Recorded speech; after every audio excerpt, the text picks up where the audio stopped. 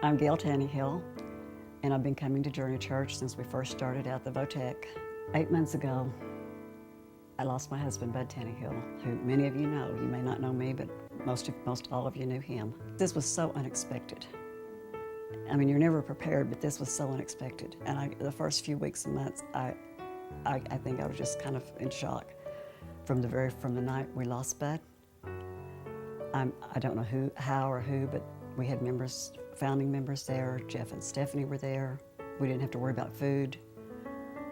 To the cards, the calls, and one particular thing that just tugs at my heart, and it still does to this day, is the emails.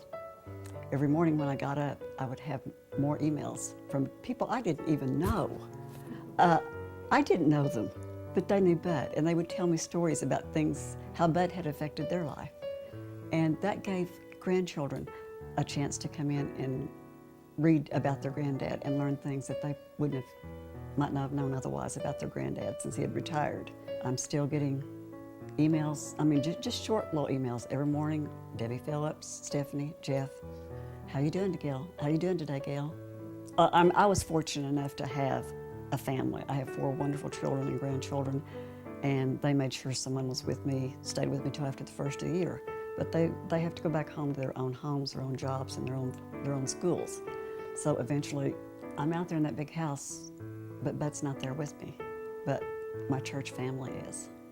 As I started to try to do what I thought Bud would want me to do, I think that's what got me through it, was I kept thinking about what Bud would want. And he was the one that always took the grandchildren to church.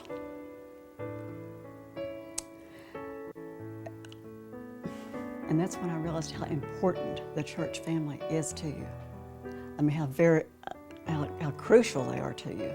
Even Sundays when I didn't want to go, I didn't want to see anybody. I wanted to stay home and bury my head under the covers. But I got up and got the grandkids and we went to church. I knew Bud was involved in the angel food ministry, so that was my first thing to tell Cheryl, was that I would help her as soon as I could.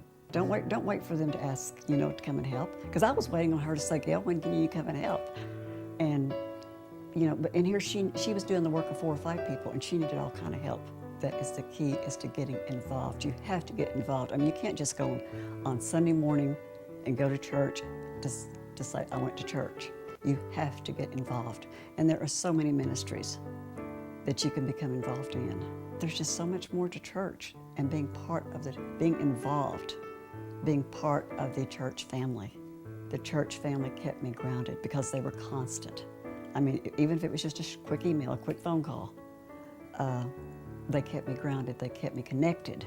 They kept me connected to them until I was ready to come to them and say, what can I do to help? Church has been life for me. It truly has been life for me.